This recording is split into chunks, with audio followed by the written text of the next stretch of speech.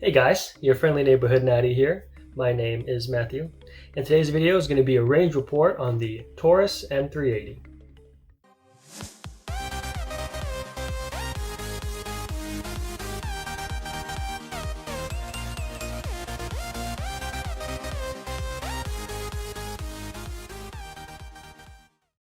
You guys might have seen this firearm in a lot of early videos that I've done, but this is the first time I've made a video about shooting it on camera. I have shot this gun before. I actually had this for several years, actually. Probably one of the early guns I got back when I was in my 20s, 22, 23 years old, and I remember that I hated the gun. And the reason I hated it is because it's a DAO revolver, and the trigger pull I'd say is about 8 pounds. Certainly when I got it, very rough, but I would say a pretty good 8 pounds. And of course, being as young as I was nowhere near capable in terms of skill, finesse, to be able to handle a double action trigger. Oddly enough, as it was one of the early guns I had, I just kept practicing it with snap caps, and eventually I shot it this time around and actually really liked it. But as I said, before I shot the gun today, I did shoot it before when I was a little bit better of a martial artist, and I stopped shooting. And the reason why was because this gun has an adjustable sight. Now, it's not a good one. It's literally just a screw. It's just a screw on the side, and you can just, loosen it, tighten it. It's gonna, well, when you take the screw out, you can move the sight however you want. Then I guess you just screw it in. But the thing was, as I was shooting it, the screw loosened, right? Surprise, it loosened. And so then of course the gun is shooting off and off and off. And I was like, well, that's weird, because I was getting used to the trigger, but it keeps shooting off and off. And I look at it, and of course the screw is loose and the sight is going everywhere. So I stopped shooting. I did shoot a little bit more just to kind of like figure out where it was hitting in the center. And then I went ahead and Loctited the screw and then just set it in and left it alone for months, months and months and months. You got to leave that alone for the Loctite to do its thing. And then this time I decided, it's been possibly a year or years that I've shot it, and I decided to take it again out today. So for the range, typical distance, you guys know, 7 yards, 21 feet. I brought 200 rounds. It was 50 rounds. That was the PMC Bronze 380 ACP. And then I had the Fiocchi Target Dynamics 380 ACP. And then I had 100 rounds of Fiocchi Target Max. And that was also 380 ACP. So, the PMC Bronze is 50, the Target Dynamics is 50, and then the Fiocchi Target Max was 100 rounds. Now the target, they didn't have my favorite target there, but that's okay. The one they had was this one. So I tried to make use out of this one here. It's got nice colors and shapes, kind of different to help my eye differentiate the difference between all of them. And so I'll put the close-up here for you guys, but you'll see that in target 2, this is going to be 50 rounds of the PMC Bronze 380 ACP. As you can see, I'd say it's hitting a little high, so at least I would assume that the sight is, at least the windage is on, but it's a little high, but again, that could be the ammo. It felt great. It wasn't a problem. The trigger was, as I said, I've gotten stronger, so it's almost kind of easy, I would say. Next, we have target 4, and this would have been the Fiocchi Target Dynamics. Again, another 50 rounds, and I would say that, again, we're looking at sort of a high, possibly leaning right. I don't suspect that the sight was loosening, but it's leaning a little bit right there, but that could also be the ammo, of course. And then on the number 6, this is going to be Fiocchi Target Max 50 rounds. And again, I'd say we're leaning a little more to the right. Honestly, it still feels good. My finger is getting tired, but again, it's not that bad. And then target 1, red triangle, same thing. It's another Fiocchi Target Max 50 rounds. And again, I'd say we're looking kind of like a little high, little right consistently. So in the end, the question is, did the sight actually loosen? And I would say little to none. As I said, I Loctited this gun before I went to the range months and years ago, and I kept it at a vertical, kind of a vertical, where the screw is facing vertically. And honestly, I thought it moved, but honestly, I don't think it moved at all. So that's good. We got lucky on that one. As far as the shooting itself, probably about near the 100 rounds, I started to get a little bit, rapid fiery. So I guess when I get too comfortable with a gun, then I just kind of start to shoot a little faster. And then for this range, I also shot in a specific methodology. So I've been reading a book called Troubleshooting. This is volume 1 by Gabby Franco, who's an Olympian shooter. I just saw this at the library and I was like, you know what? Why not? I haven't read the whole book, but I read some of it, and I was incorporating some of what she talks about in the book. So for example, well, I just got to say, let me just say too, that a lot of what she talks about is kind of what I already do, that I was taught by my master. So you know how in martial arts you're in a staggered stance, what do they call it? Well, your weak side is in front and your strong side's back. She kind of talks about shooting that way as well. So you know how they want you to shoot like parallel like this. When I worked for Armored Car, they try to get us to like shoot like that, but like I couldn't do it because I wasn't trained in that for years. And then they have the isosceles stance. So I think the straight legs across is parallel stance, and then or maybe is it Weaver stance and isosceles stance. So that's the way that I shoot, and I was taught, and she does that as well. But some of the things that she talks about is where your knees are kind of like bent, because I tend to be really a real rigid kind of a structure kind of shooter. But then I just kind of focused on what I read in the book, like, okay, the knees have to be a little bit relaxed. And then there's a breathing technique as well, where you're kind of, before you take the shot, you take in a full breath, you breathe out a little bit, and then you pull the trigger, and then you release the rest of the breath. I was doing that a lot on some of the shots, at least the first 100. I think some of them were kind of on bullseye, but again, that could just be, there was a lot of flyers there too, so ammo quality. But I would say it helped a lot. But after the 100 rounds, I kind of didn't need to do that anymore. So I didn't need to do the breathing technique, because I could kind of just, I don't know, it's like my body was like, okay, are you ready to shoot?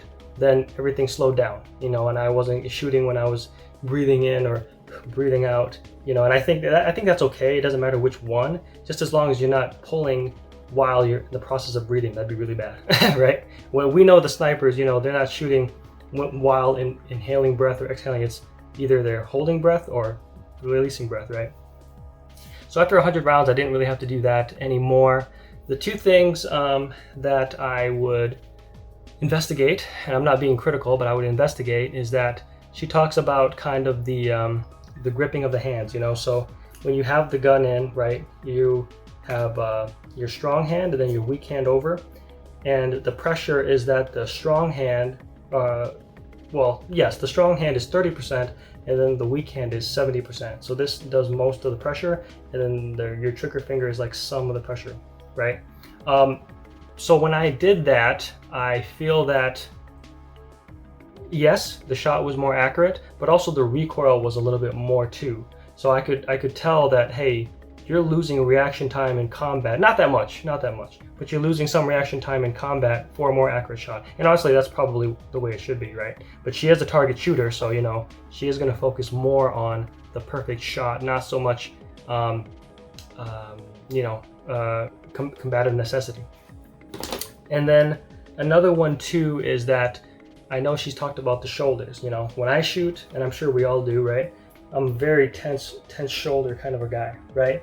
And when I loosen the shoulders, yes, the shots got more accurate, but again, I'm dealing with more recoil, so there's quite a difference between the target shooting and then the fighting shooting. It's like, they can overlap a little bit, but at the end of the day, they both kind of have their separate thing. And then another one that I incorporated is when we aim, we tend to like aim too far out. You know what I mean?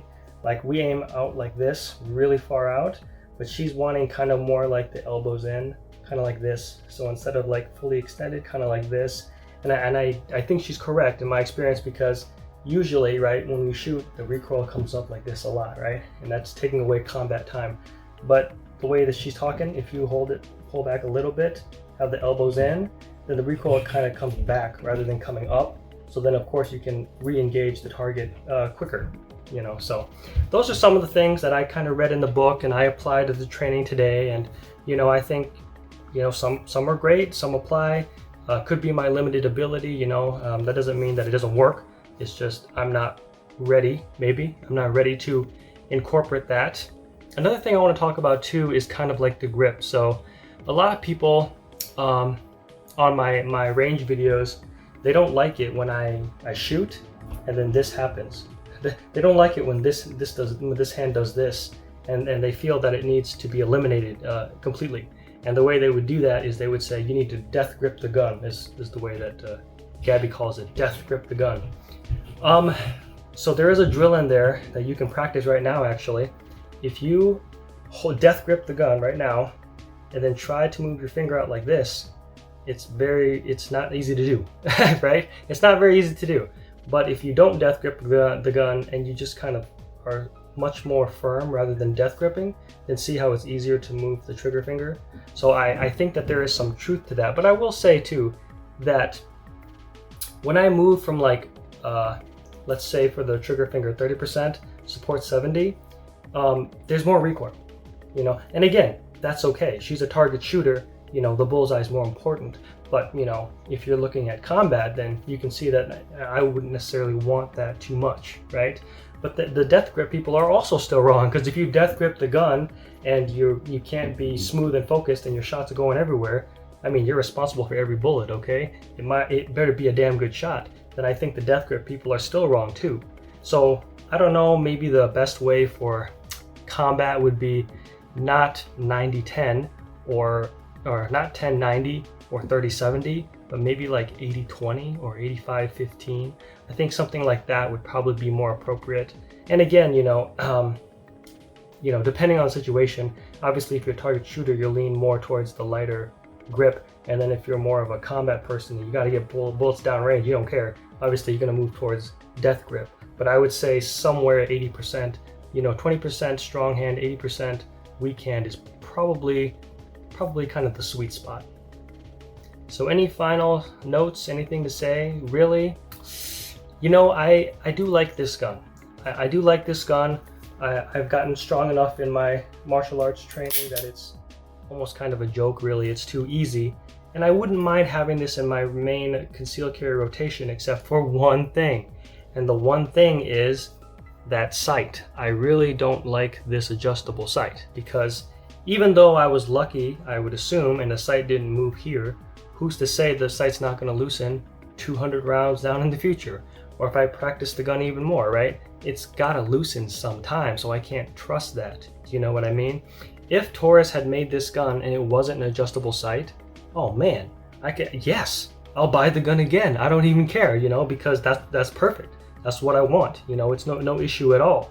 But to make it like this, where, as I said before in my second experience shooting, the sight loosened and I had to stop shooting. I had to, you know, sort of figure out where it's hitting centered and then Loctite it and then just wait. Just wait for months until I could pick it up and do it again. That's not going to be viable for a lot of shooters, you know what I mean? And again, it is ultralight. It's a light gun. It's in 380 ACP. You know, it's fine. It's just that adjustable sight, which isn't a good one. If it's a good adjustable sight, I'm fine. But it's not. It's a bad one. So you might as well not have it at all. And I forgot to mention this too. This gun comes with stellar clips. Not necessarily moon clips or star clips, but they're called stellar clips. So there's these guys right here. There's 5, but I lost one, so I'm sorry. But you'll see in the range footage, the first 20 shots, I used the stellar clips, and they work really well. You know, it's almost on the same level as an autoloader, but just keep in mind that the weakness of this is that it can bend and be useless, so that sucks. And then also you have to clip in the rounds, and then after it's empty, because you got to keep this stuff, right? Then you got to pick out the empty cases. So that's the only negative I would say for kind of the moon clip design for center fire revolvers. Another quick note is that I mentioned in an old video this gun can take the centerfire rounds 380 no problem. You know, it doesn't need a moon clip. I mean you can go without it, and you'll see in the range footage that I just pick it out with a fingernail, but you don't have to use the moon clip if you don't want to. I talked before how Smith & Wesson's 986 and 929, their 9mm revolvers, the rounds just fall right through. No problem, right? But I said that, you know, here, and you'll see it, and I guess it's video proof, that this can shoot 380 ACP without a moon clip. So, just a side note, not a big deal, but I mean, you know, if you're curious, then now you know. Honestly, besides that, you know, I mean, this is like 80%, you know, 80% of the way. I like this gun, but I'm not going to put it in concealed carry because, you know, I just don't know when that screw's going to loosen.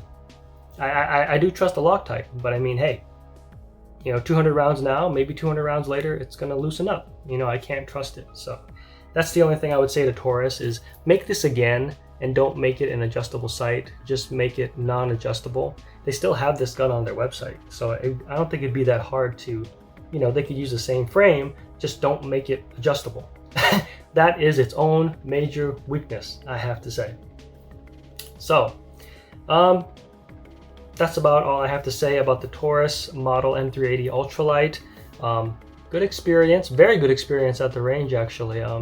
You know, I had a very good time. It was very easy to focus on the principles of the book, you know, and then I adjusted it as I saw fit if it didn't apply to me and stuff like that. So yeah, very good book too. I still need to read all of it, but yeah, I would definitely recommend kind of looking into Troubleshooting by Gabby Franco. Again, Taurus, guys, get rid of the adjustable sight. That's your only mistake with this, I swear. But generally, yes, I do like the gun. I did very well with it and very happy with it. Honestly, I don't know if I would keep this. I know I like the Bodyguard much more, and I do like the Bodyguard much more. And by the way, spoiler alert, I did get the NAA Guardian.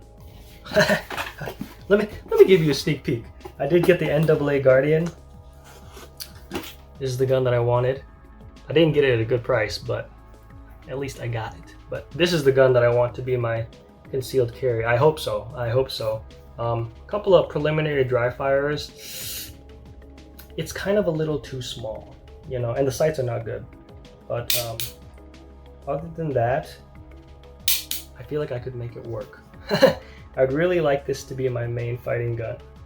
I mean, if it isn't, that's fine. I mean, the Bodyguard really is kind of the best for me right now. But yes, that's all I have to say about the Taurus M380. If you guys have any questions or comments, please leave it in the comment section below. Other than that, you guys have a good day, and I'll see you in the next video, okay? Bye now.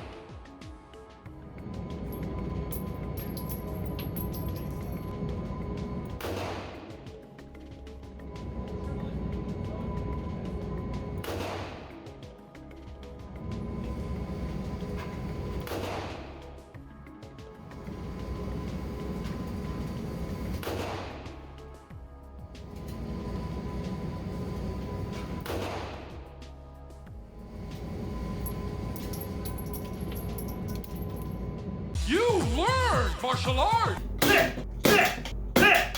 Martial arts! Go!